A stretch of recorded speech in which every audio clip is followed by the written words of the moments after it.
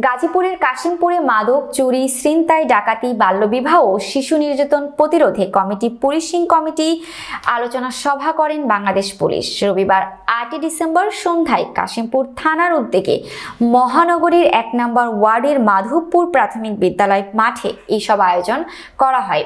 অনুষ্ঠানে সভাপতিত্ব করেন জনাব এনায়েত হোসেন মোল্লা, সাবেক মেম্বার, কাশিমপুর থানা বিএনপির সিনিয়র যুগ্ম সাধারণ সম্পাদক ও সভাপতি ১ নং ওয়ার্ডের বিএনপি।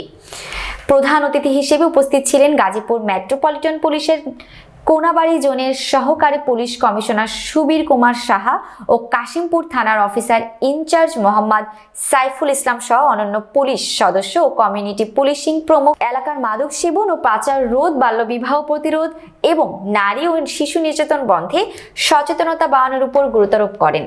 পাশাপাশি চুরি, ছিনতাই ও ডাকাতি প্রতিরোধে স্থানীয় বাসিন্দাদের সঙ্গে পুলিশি কার্যক্রম আরও কার্যকর করার আহ্বান জানান বিএনপির নেতা এনায়েত হোসেন মোল্লা। এই সময় প্রধান অতিথি বক্তব্য রাখেন, অপরাধ দমনে পুলিশ ও সাধারণ মানুষের যৌথ অংশগ্রহণ গুরুত্বপূর্ণ। সকলের সহযোগিতা ছাড়া শান্তি ও শৃঙ্খলা রক্ষা সম্ভব নয়।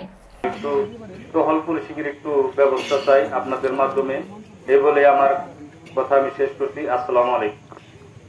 তো ওসি মহোদয় এখানে উপস্থিত আছেন, যে উনি ওনার টিম নিয়ে এই ব্যাপারে আমাদেরকে আরো সচেতন করবেন এবং আরেকটু আমাদেরকে নিরাপত্তা প্রকাশ রাখে না। তো যাই হোক, ডাকাতি, এগুলো এমন যে কয়টা বিষয় এখানে আসছে, সবগুলো বিষয় আমাদের সমাজে। এই জন্য আমার নবী যেহেতু বাল্য বিবাহ করেছেন, এই জন্য কমপক্ষে এখানে আমি এই কথাটা বলবো না, কারণ এটা সরকারিভাবে নিষেধ থাকলেও আমাদের ইসলামে এটা নিষেধ করে না। গার্মেন্টসের ভিতরে তারা অনেক নির্যাতিত হন, কিন্তু তারা বলতেও পারেন না, মুখও খুলতে পারেন না। আমি মনে করি এই বিষয়ে যে কয়টা বিষয়, তো এলাকার গণ্যমান্য সবাইকে আসসালামু আলাইকুম ওয়া রাহমাতুল্লাহি ওয়া বারাকাতুহু। সমাজ আছেন, যারা আপনার চিকিৎসক আছেন, যারা শিক্ষক আছেন, সবাই আমরা আপনাদেরকে সহযোগিতা করব, যাতে এই সমাজ থেকে আমরা এই মাদককে দুর্বল আপনার বিদায় করতে পারি। এই মাদক আমাদের বাল্য বিবাহ, আমাদের চুরি, আমাদের ডাকাতি, সবকিছুর মূল হচ্ছে মাদক, এবং আমাদের সমাজকে এতটাই খারাপ করে দিয়েছে। এই সমাজ থেকে যদি আমরা এটা বিদায় করতে না পারি, আমাদের পরিবার, আমাদের মা, আমাদের বাবা, সবাই আমরা বিপদগ্রস্ত হয়ে যাব।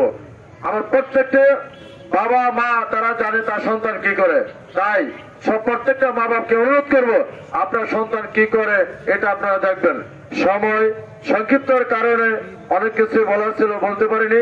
তো এই ক্ষেত্রে ৫ তারিখের পরবর্তীতে কিছুদিন যে সমস্যাগুলো ছিল, এটা ৫ তারিখের পরবর্তীতে অল্প কিছু সময়ের মধ্যে ঘটনাগুলো ঘটে গেছে।